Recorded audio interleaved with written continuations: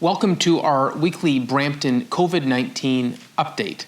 Today I'm joined by our Medical Officer of Health, Dr. Lawrence Lowe, Councillor Paul Vicente, who will be giving an update on some of Brampton's companies that are stepping up during this COVID difficulty. Companies like O2 Technologies, Pack Polar that are doing incredible work during this difficult period.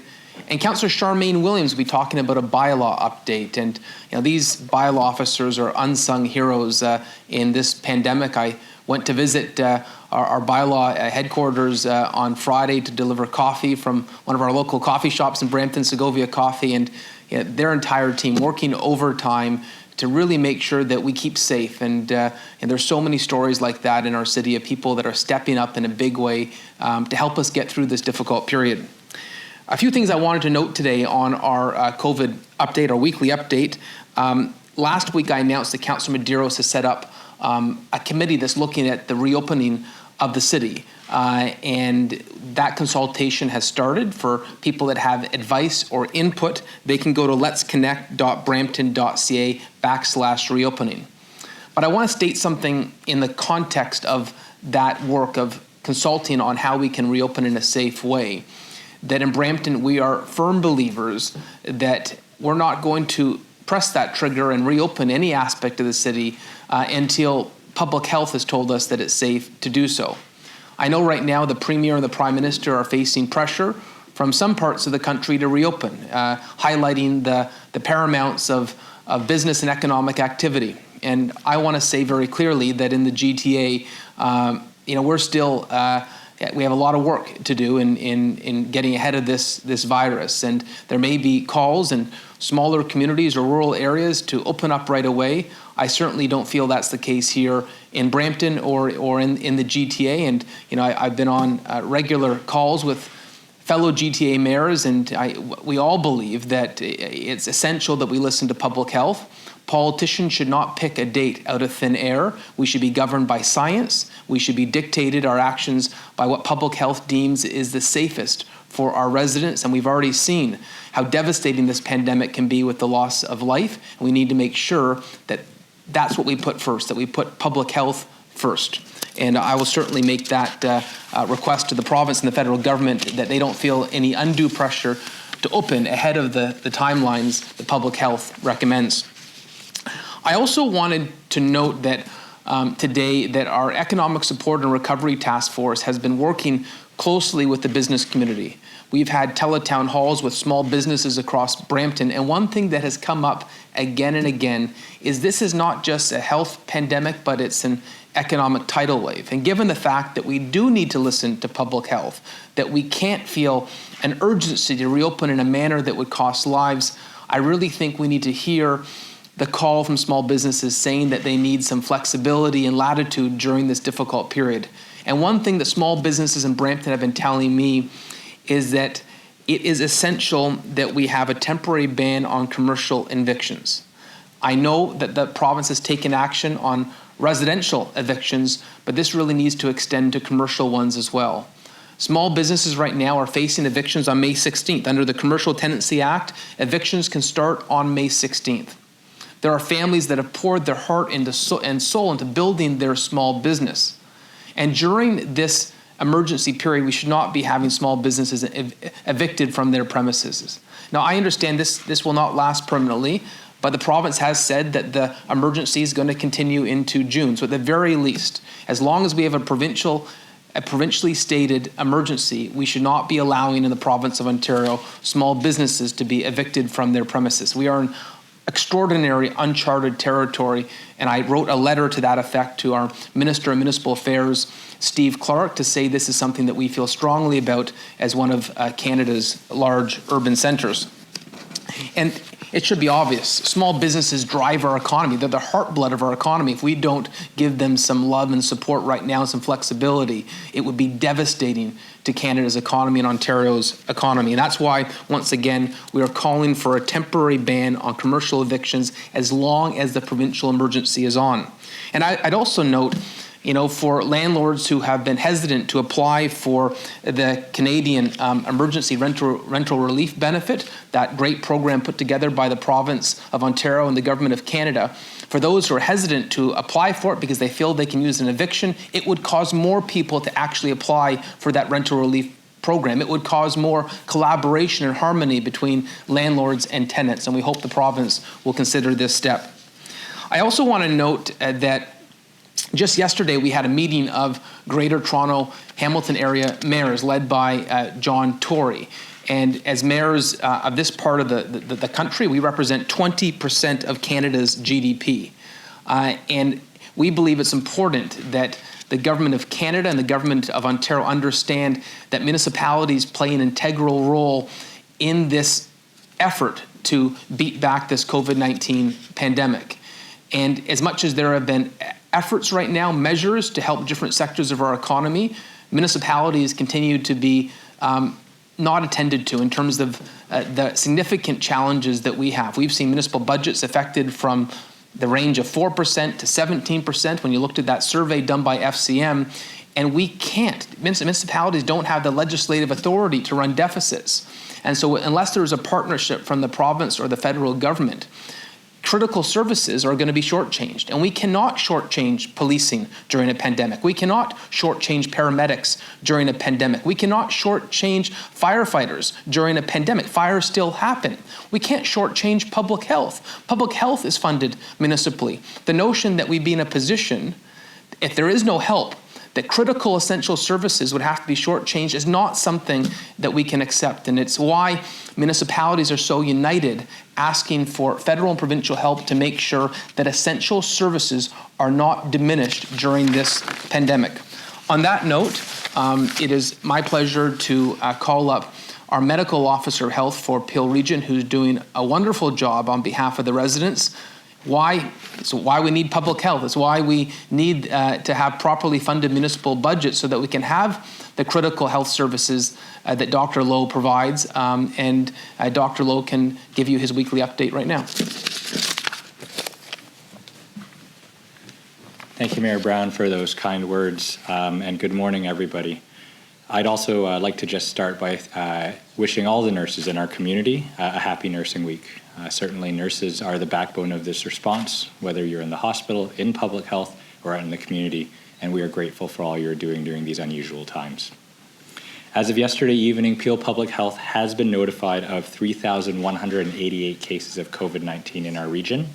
Of those, 2,244 have recovered and 212 have sadly passed away.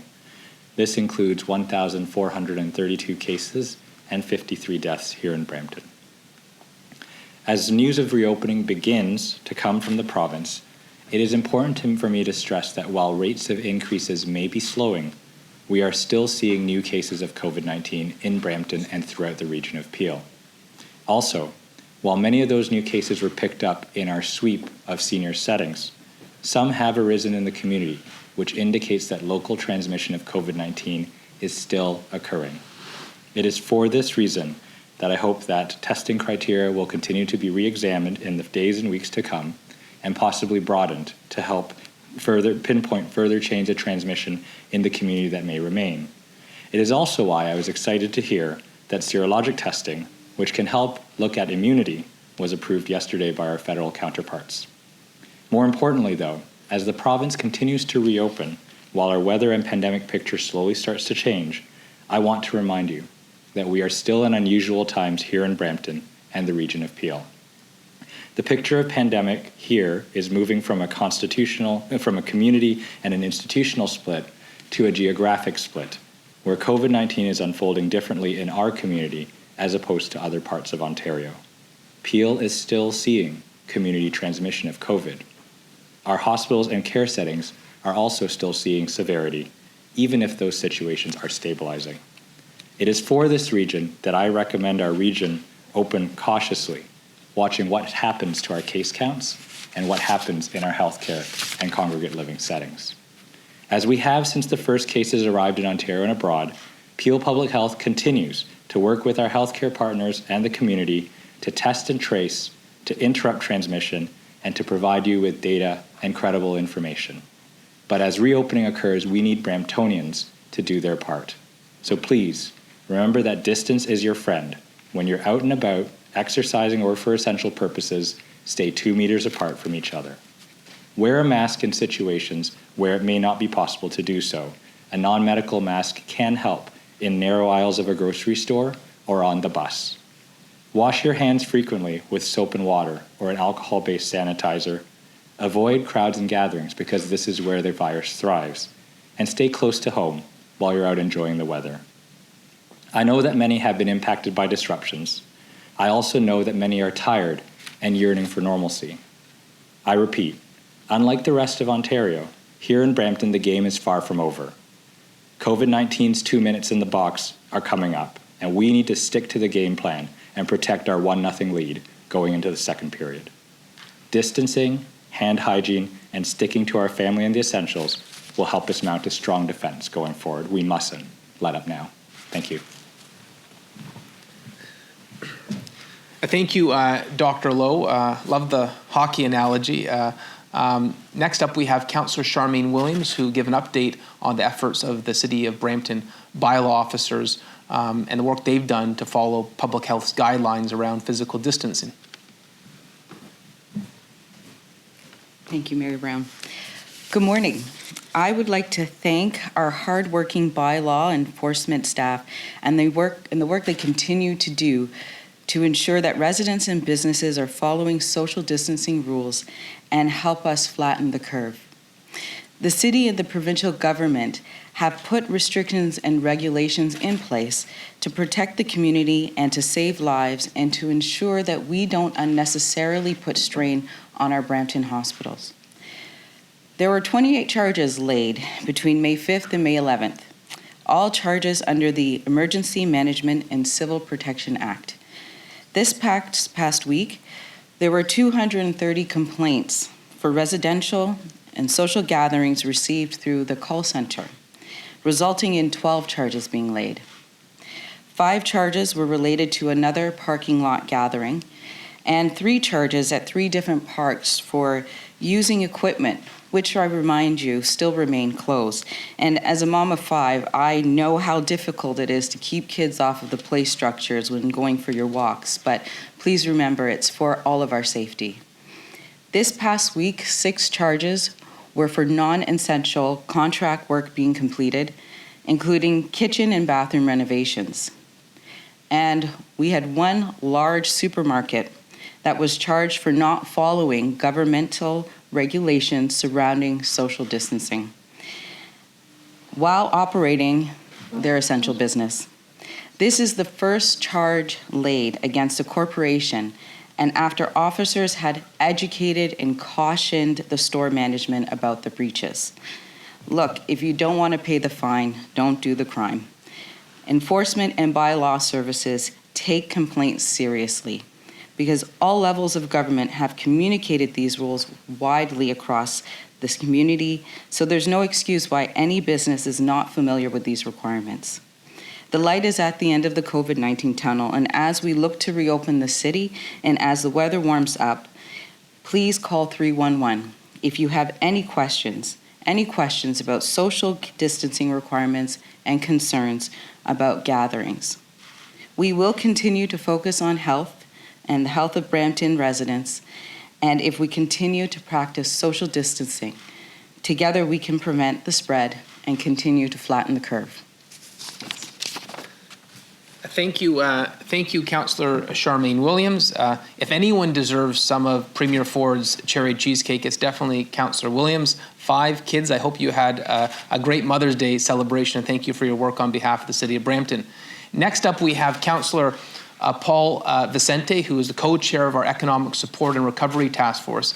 And sometimes during the pandemic, we focus on the negative, but there are examples in our community where people are really going to extraordinary lengths to step up. And in the business community, that's certainly the case. And we've seen that in Brampton's manufacturing community. And so I want to ask Councillor Vicente to talk about some of the Brampton success stories. Thank you, Mayor Brown. Good morning. COVID-19 has proved to be an economic tidal wave for businesses in Brampton, as it has all across the country. we are doing what we can here at the city to support our business community. I'm happy to say that a number of our businesses have begun offering curbside pickup this week. It is a small step as we look towards recovery and slowly reopening our economy. We continue to work with Brampton businesses who are pivoting to provide COVID supports. For example, Polar Pack will be manufacturing here in Brampton 2 million medical face shields for Health Canada and other customers to fight the COVID-19 pandemic. We're also proud of Brampton-based O2 Medical Technologies. Last week, the company announced a partnership with Synaptive Medical to expand the availability of its ventilators to other countries to meet the rapidly changing medical needs globally. O2 is also part of a consortium here in Ontario to manufacture 10,000 ventilators for physicians in Canada who are on the front lines of the COVID-19 pandemic. The Economic Support Task Force has been instrumental in guiding the development of Brampton's economic strategy for recovery. The strategy has 4 cornerstones which will guide our work moving forward. Cornerstones centered on innovation, technology and entrepreneurship, investment, infrastructure, and arts and culture. These will leverage the strengths of our city and guide us to build new opportunities, keys to economic recovery. We will view these cornerstones under the lens of talent and diversity. We look forward to launching immediate initiatives as early as next week. And I would also like to take this opportunity to thank our economic development team as they work with residents, businesses, and stakeholders to help all manage through this pandemic. Thank you. Mayor. Thank you, Councillor Vicente, for that Brampton Economic Development update.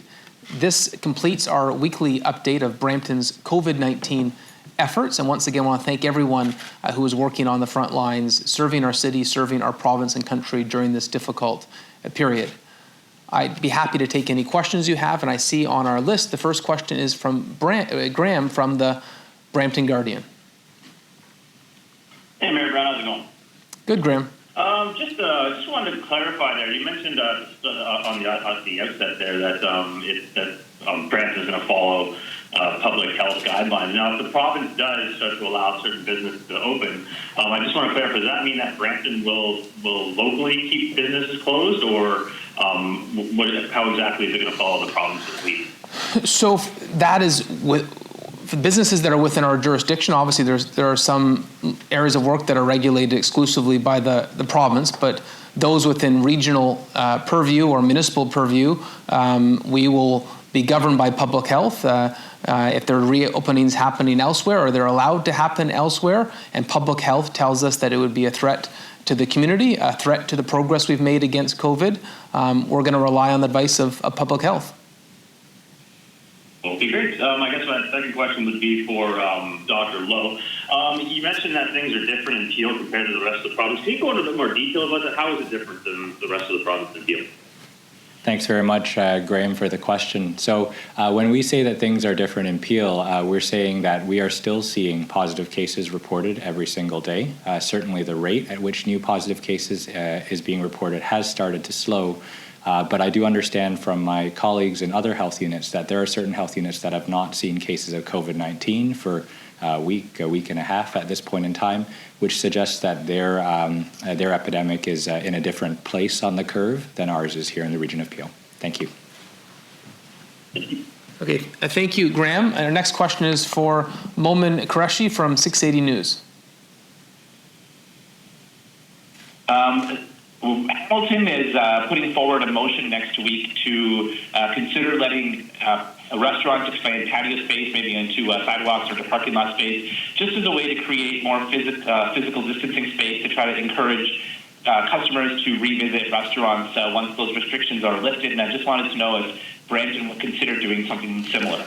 Yeah, we would be open to having additional patio space, anything that can allow physical distancing. I would just note that having restaurants open for seating is still very premature, and as long as we continue to have community spread, those conversations are frankly premature.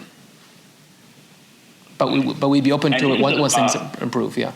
And just as a follow-up, we know that the weather is supposed to warm up this weekend, and then basically the forecast kind of pushes us from unseasonable warmth to summer-like temperatures, especially going into the long weekend. I just wanted to know if you will have extra bylaw officers out, and what your message is to constituents as we hit this big warm-up here.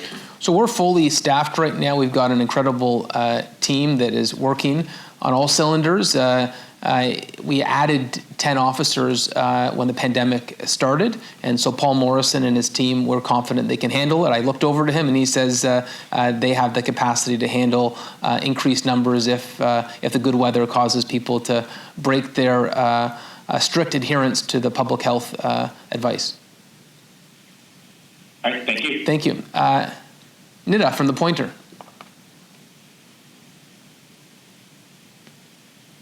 Nina? Hi, my question is for Dr. Lowe.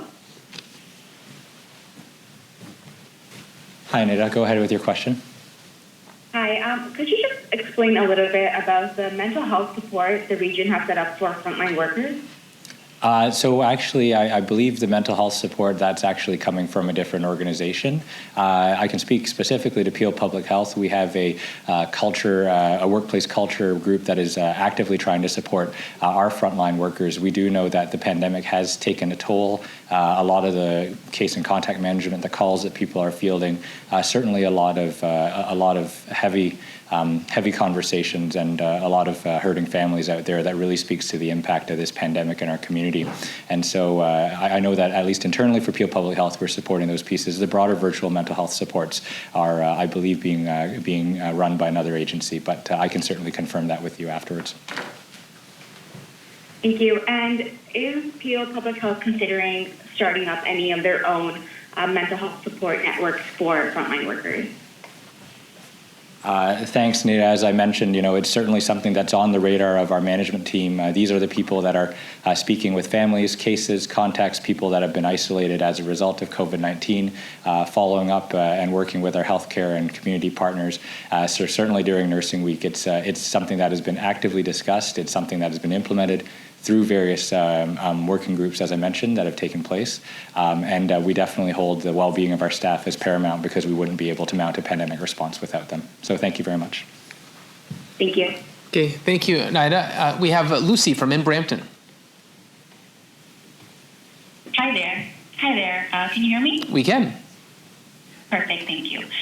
So I know you already talked a little bit about this, but ahead of the Victoria Day long weekend and the warmer weather in general, are there concerns that more and more people will choose to use this as an opportunity to no longer practice physical distancing at all going forward?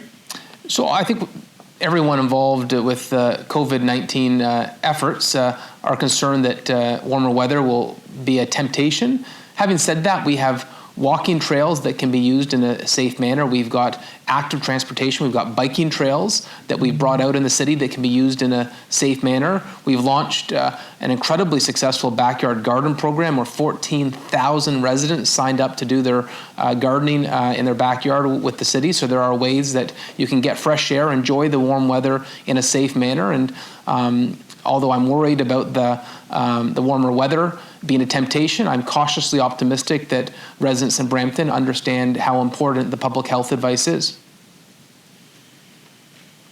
Thank you very much. Thank you. Surjit from Asia Metro.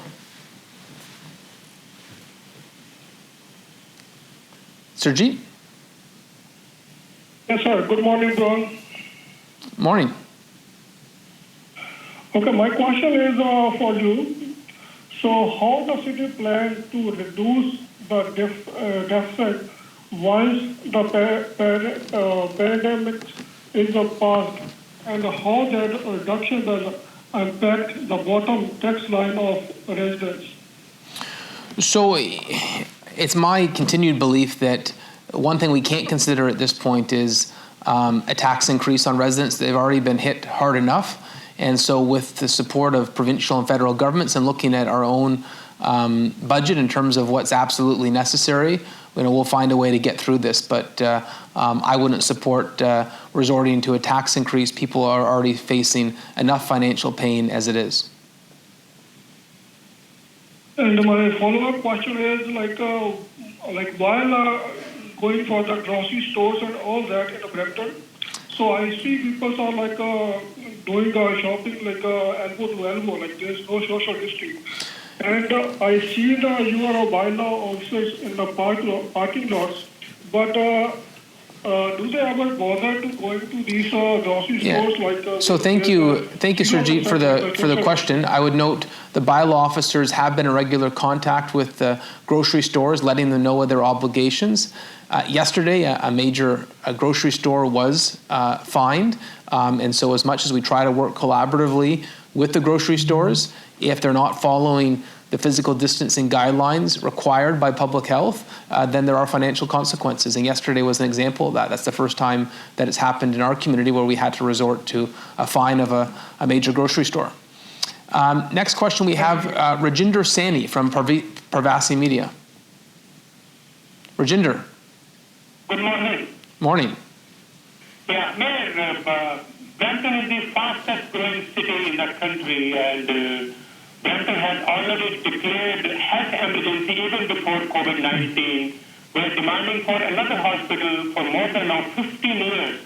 So during this pandemic, we understand that we need the strongest healthcare system in our country, in our province, and in our city. So where we stand on this demand now, have you talked to Prime Minister or Premier? What are they telling you about the health services in Brampton now? So thank you, Rajinder, for the question. First, let me say that all focus is on the COVID-19 pandemic, and asks that we have for our fair share are certainly still important, but right now we're solely focused on the pandemic relief efforts. I did have a conversation with the Minister of Health, Christine Elliott. We had a conference call on Friday. We talked about the incredible efforts of those at Councillor Health, those within healthcare, and how we can support them, making sure they have the personal protective equipment, making sure we have enough tests. We had a very productive conversation with the Minister of Health. We did talk about Brampton's need for an additional hospital, and we agreed that as soon as the pandemic was over, we were going to get back to talking about how we can make that happen. I was encouraged by the Minister of Health's eagerness and commitment to make sure we realize that new hospital in Brampton. The fact that she was even wanting to talk about it during a pandemic when she's so busy is a positive sign. Okay. My follow-up question is for Dr. Lowe. Yes, Rajinder, go ahead with your question. Yeah, Dr. Lowe, Brampton was the first city to start testing in our province, and where we stand on testing now, how satisfied you are with the testing in the city, in the region?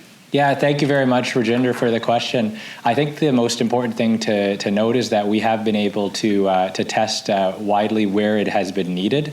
Certainly, the focus has been on long-term care and senior settings recently, and we managed to get all of those settings completed well in advance of the provincial order. And as I mentioned in my remarks, certainly we continue conversations as to the testing criteria and really looking to how do we continue now tracking some of the other cases in our community and widening our testing reach to make sure that we are interrupting community transmission as completely as we can. So it is an ongoing conversation and ongoing work, but we have definitely been testing enough for our purposes, I believe, in Brampton and the region of Peel. Thank you for the question. Thank you, Dr. Lowe. And last we have Don from Brampton Focus. Yes, my question is for Dr. Lowe. Dr. Lowe, Ontario's Chief Medical Officer stated that he's not confident that the province has met the threshold to start a recovery plan. Do you agree with that statement in regards to Peel Region, and what kind of time frame would you be confident with? It's a great question, Don, and as I mentioned in my remarks, I think the picture in Peel suggests to me that we absolutely must still continue to move cautiously. I certainly don't believe that a broader reopening would be in the interests of the residents and the people of Peel. And I think at this point we would really want to be watching our cases, making sure that at least some sort of moving average over 14 days is trending downwards, which it hasn't quite been at this point in time. So my follow-up question. If the province goes to stage 1 and the mayor has indicated that he would defy the province to allow some of those businesses to open in Brampton, what kind of matrix or benchmark are you looking at, and what kind of time frame that Peel Health would be confident that the protocol and procedures in place would be ensuring compliance and safety for those businesses? You know, it's a great thing, and you do know, Don, that the province has released a provincial framework to reopen Ontario. We, together with a number of other health unit partners, have been looking at that framework to guide our decisions and the metrics we would use at the local level. And I'm hopeful that I'll be able to share some of those discussions more broadly in the coming days and weeks. So thank you very much for the question. Thank you. Okay, well, thank you, Don. That completes our questions today. And I would just note that Peel Public Health does sit and work with on a table with all the other public health units in the province of Ontario. So there is a high level of coordination, and confident that Dr. Lowe has made our voice heard at the provincial table. So thank you so much for being part of this weekly update today.